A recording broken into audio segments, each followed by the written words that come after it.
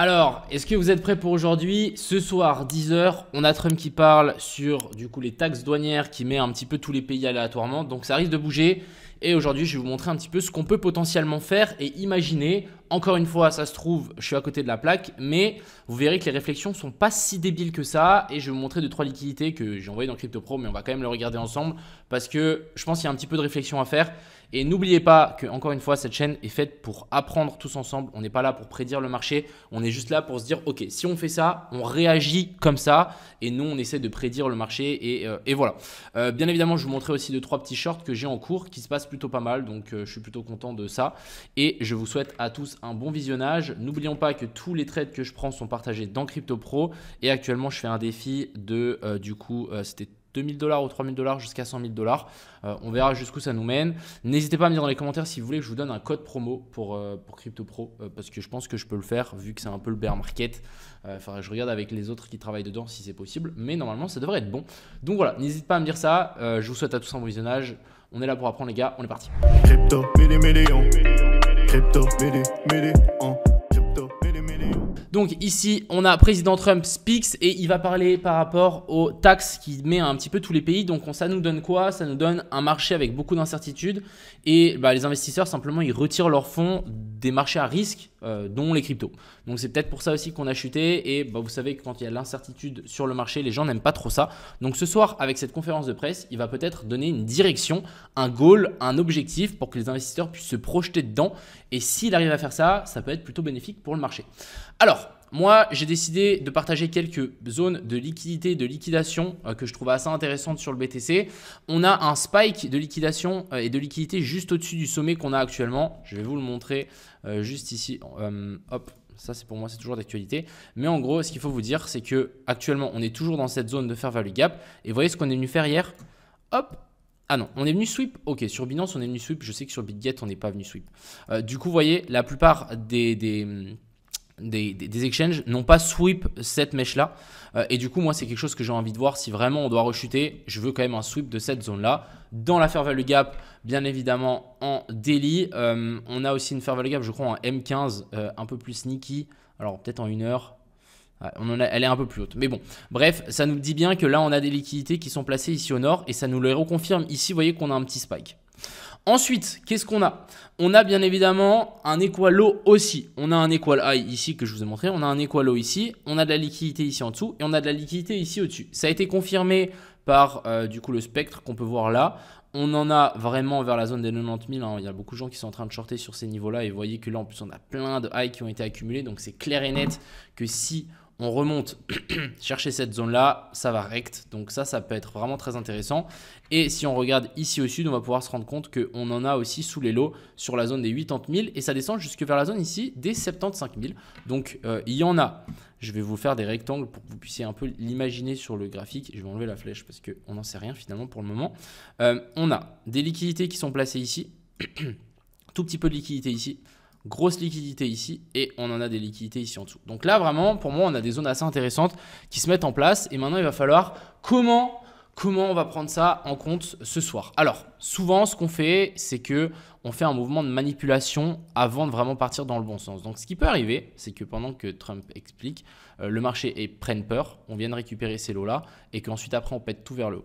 Ou faire l'inverse, imaginons on vient chercher ça ou même on vient pumper vraiment de fou, on vient récupérer cette zone là et ensuite on s'inverse. Alors moi j'y crois pas trop.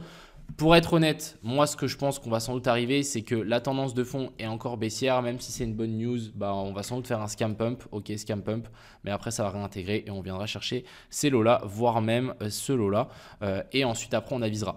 Bien évidemment, ce qui peut être assez intéressant, c'est de venir refaire du coup un triple tap, premier tap, deuxième tap, troisième tap ici sur la zone des 78 000, et si ça tient, on pourra potentiellement s'élancer un petit peu plus haut. Pour le moment, moi je pars du principe, alors encore une fois c'est un peu des prédictions donc c'est pas ouf, mais je ne pense pas qu'on va pumper comme ça en laissant cette liquidité ici. Donc ce qui peut être intéressant c'est soit venir récupérer la zone des 85 600 ici avec une inversion de structure et là potentiellement trouver un short pour target ce lot là, soit On redescend chercher cette zone-là, on fait une inversion structure et ensuite on pourra target ce high si on ne vient pas le chercher tout de suite, voire même les highs qu'il y a laissé ici au-dessus. Donc vraiment, on est dans un espèce de range, c'est tricky. Moi, je vous conseille de ne pas forcément trader et d'attendre qu'on ait quelque chose de vraiment final qui se dit, du coup, cette conférence de presse, elle peut être interprétée de 1000 manières. Donc, quand on ne sait pas trop, vaut mieux rester un petit peu à l'écart. Du côté de l'Ethereum, alors, j'avais dessiné ça hier sur mon Twitter. On va regarder ça ensemble.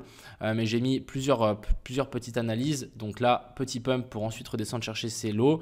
Et l'Ethereum, même chose, on y récupère cet FVG pour redescendre. Alors pour moi, c'est toujours d'actualité. Ethereum et BTC sont venus toucher donc les fair value gap en H1. Pas en H1, en daily, excusez-moi.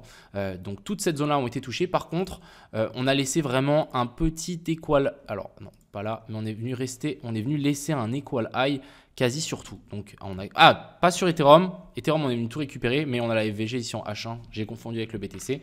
Et là, pour le moment, tout a été touché. Donc en soi, on peut vraiment s'enfoncer et descendre.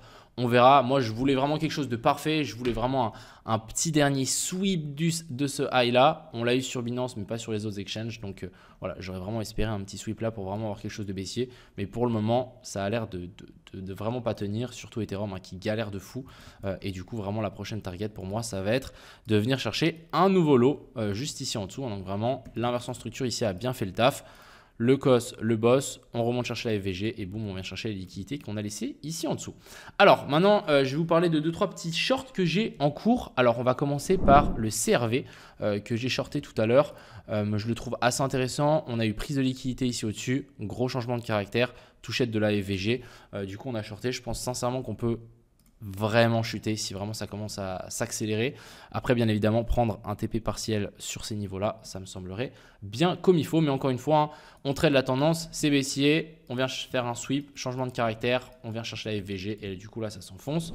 On a le rune qui est plus ou moins dans le même comment on appelle ça, même pattern.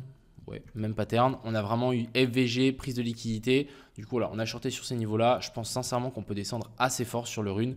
On a clairement, du coup, un equal low ici en dessous qui peut être récupéré. Mais vous voyez ici, vraiment, la pattern, c'est tendance baissière. 1. Sweep, numéro 2. On breakout.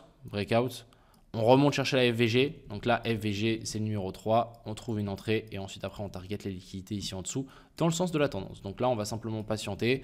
On va peut-être passer juste en 12 heures. Je vais voir un petit peu ce qu'on est venu faire.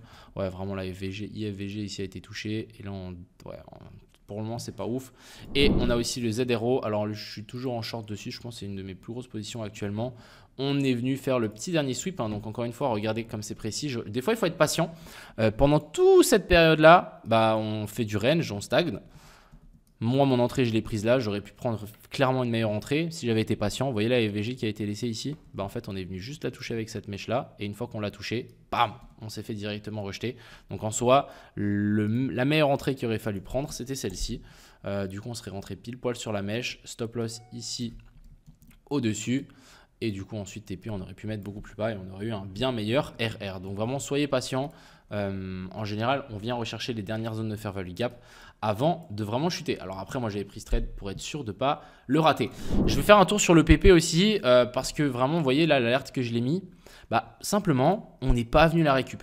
Donc en soi, quand on ne vient pas récup la zone dans laquelle on veut potentiellement shorter, il ne faut pas shorter. Personnellement, je fais next et je vais voir d'autres trades. Vous voyez bien ici, le front run a été fait.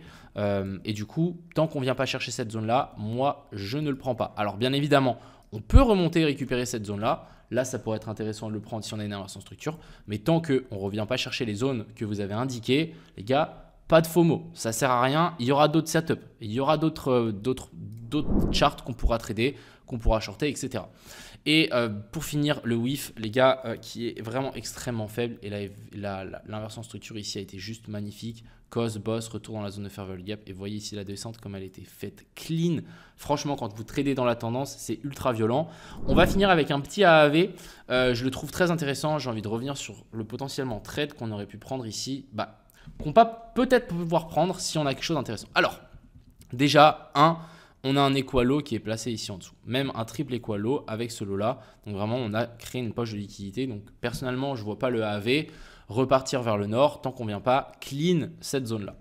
Ensuite, ce qu'on a, c'est qu'en 4 heures ou même en daily peut-être, Alors en daily, on a la FVG qui était là, mais en 4 heures, vous voyez, la remontée ici, bah, on n'est pas venu par hasard, on est venu chercher la FVG qui était laissée ici. Donc trop clean, on se fait rejeter. Très bien. Donc n'oublions pas, hein, le marché fonctionne de liquidité en fair value gap et de fair value gap en liquidité. Ensuite, qu'est-ce qu'on a eu ici? Très joli changement de caractère. Là, on a encore de nouveau quelque chose. Là, on a notre boss et ici notre cos avec la touchette de FVG. Trop propre. Ensuite, qu'est-ce qu'on a?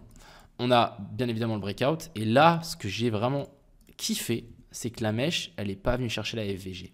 Ça veut dire quoi? Ça veut dire qu'on a toujours de l'espoir et un monde où le AAV peut remonter chercher cette zone-là et ensuite redescendre. Et du coup, si on revient chercher cette zone-là, ça signifierait quoi pour nous? Ça signifierait que ça soit une excellente zone de short. Alors, bien évidemment, je vais vous montrer le setup si on le fait comme ça. Stop loss ici au-dessus, TP sur les liquidités. Ça nous donne un RR de 2.2. Alors, bien évidemment, c'est déjà excellent, mais nous, on veut bien évidemment baisser stop loss. Donc, ce qu'on va faire, c'est qu'on va placer une alerte. Et si on revient taper cette zone-là, donc on aura vraiment prise de la mèche plus la fair value gap, ça pourrait être excellent pour trouver un short et target les liquidités qu'on a laissées en dessous. Et ça, c'est le genre de truc qui peut arriver pendant que Trump parle. Imaginons on a un scam pump sur le Bitcoin, les alt pump aussi, on arrive dans cette zone-là, on attend une petite inversion structure qui se met en place, bim bim, on rentre et là en dougon on pourra directement target les lots et là on se retrouve avec un bien meilleur RR par la suite. Donc voilà un petit peu ce que je voulais vous montrer aujourd'hui. On a des choses intéressantes, bien évidemment tout ce que je suis en train de vous dire dans cette vidéo, ça se trouve dans quelques heures, c'est plus du tout d'actualité, mais au moins vous avez un peu compris le concept derrière tout ça. Moi ça ne m'étonnerait pas ici que le BTC vienne nous chercher un dernier plus haut, qui viennent sweep et récupérer les liquidités que je vous ai montré juste avant. On vient de récupérer cet equal high et ensuite on vient de chercher cet equal low. N'oublions pas que la tendance reste encore une fois baissière, donc ça ne sert à rien de se précipiter pour tout ça. Sur ce les gars, je vous souhaite à tous une agréable fin de journée et une bonne soirée. Pour les gens qui vont regarder ce Trump, je vous souhaite bonne chance et à plus. C'était Crypto Mignon. Ciao.